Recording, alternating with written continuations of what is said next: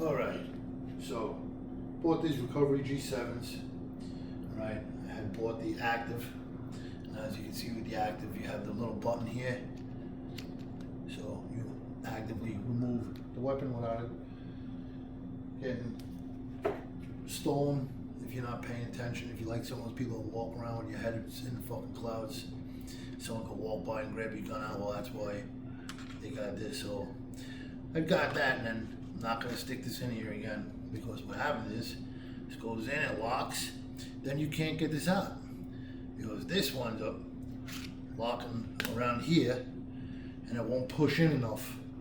You gotta push this thing all the way in to get that out. So what happens is you put this in, it locks, and you guess what, you can't get out if you needed to. That's right, you don't get this out. So I had to pry this damn thing apart with 2 screwdrivers and barely got it out. And I thought this was a good design for a minute, because I thought, oh look, they did a small thing. So I took this all apart. As you can see, I didn't put the other piece back in there yet. And then there's a screw behind here, and I thought it would be a quick flip to flip this around to the other side, so now the lock would be down here, and then I could use it the way I want to use it with a left-hand draw, but guess what you can't do. So I called them. I'm going to see if I ordered a right-hand draw, if it puts this here when I'm doing that. Otherwise, this is useless.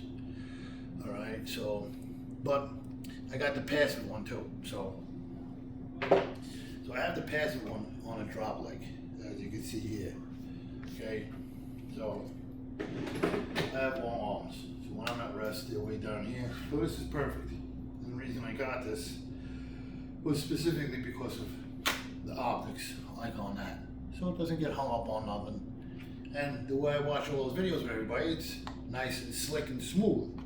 In, out, and out, and out, like they all show you.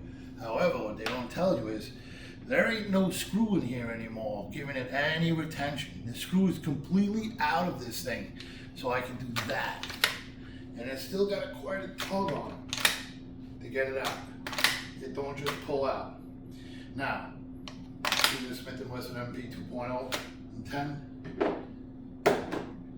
This is the HK P30, which you also have to, it doesn't matter, all of these things are the same, you gotta talk.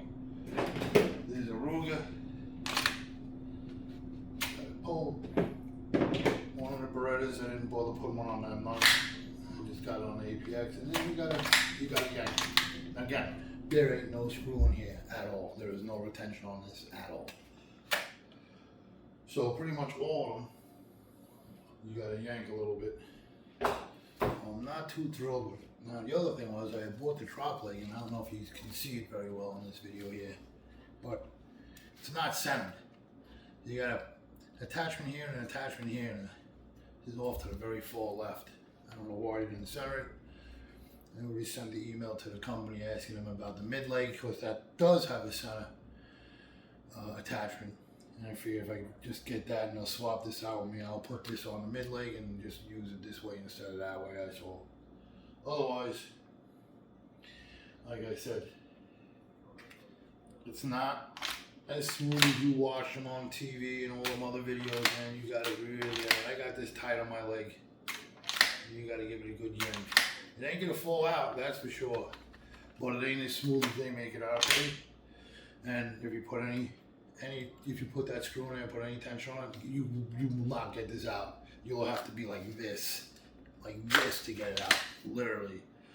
And on the active one, don't make sure that however you order it, I don't even know if you can order it and it's going to be on the opposite side. I have to see when I get the other one. But if it ain't here, you're never going to get the gun out at all.